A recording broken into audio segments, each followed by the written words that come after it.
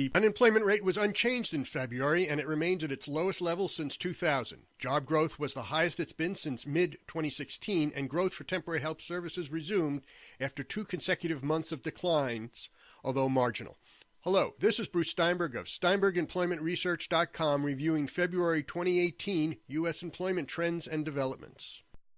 The Current Population Survey, or CPS, becoming known as the Household Survey, reports the unemployment rate remained at 4.1% in February, the lowest it has been since 2000. The size of the civilian labor force increased by 806,000, and there were 785,000 more employed persons, but also 22,000 more unemployed persons. Actually, the rise in the number of unemployed persons is not necessarily a bad development. Coupled with a large increase in the size of the labor force, it means that people are feeling good about their employment prospects, so they have re-entered the game after being on the sidelines because they thought there was little reason for them to play. And there were 653,000 fewer people considered as not in the labor force in February. These were all relatively large movements of these components that are used to calculate the unemployment rate.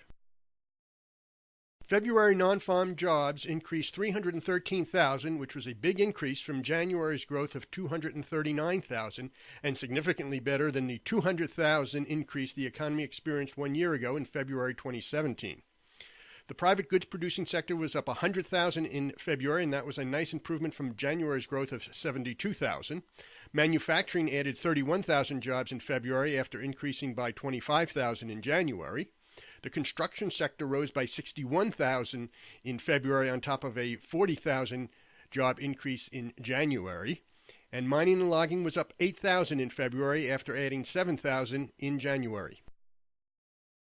The private service providing sector increased 187,000 jobs in February, which was better than January's growth of 166,000. A year ago, in February 2017, it was up 128,000. The retail trade sector was up a little more than 50,000 jobs in February after increasing by almost 15,000 in January, which followed a decline of almost 26,000 in December. The professional and business services sector experienced growth of 50,000 in February, which was better than the 33,000 observed in January. A year ago, in February 2017, it was up only 19,000. Computer systems design and related services increased 3,100 in February, and that computes to slightly weaker than the increase of 3,900 in January. The education and health services sector added 23,000 jobs in February, with its healthcare and social services component increasing a little more than 29,000 jobs. Home healthcare services added 4,000 jobs in February, which was a nice improvement from the 1,100 increase in January. The leisure and hospitality sector was up 16,000 in February after adding 39,000 in January. A year ago, in February 2017, it was up 31,000. And the total number of government jobs was up 26,000. In February, the federal government was down 7,000, state government was up 2,000, and local government was up 31,000.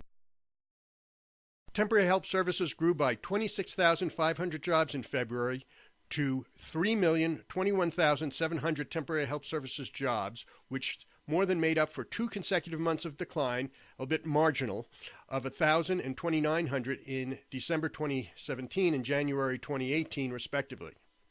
In February, the sector grew by 0.9% from January and 4.2% year over year.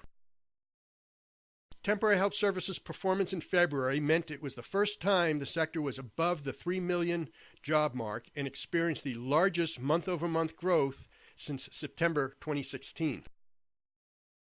We introduced a new chart this month showing the 2-year trend for the market share of temporary help services. Its portion of all jobs increased in February, now stands at 2.0393% compared to January's 2.0256%, which was down from December's 2.0309%. A year ago, in February 2017, it was 1.9885%, and 2 years ago, in February 2016, it was 2.0067. The February jobs report was about as Goldilocks as it comes. Strong job growth, unemployment at perhaps the lowest it can get, and wage increases were moderate, despite anecdotal reports to the contrary, meaning inflation is under control.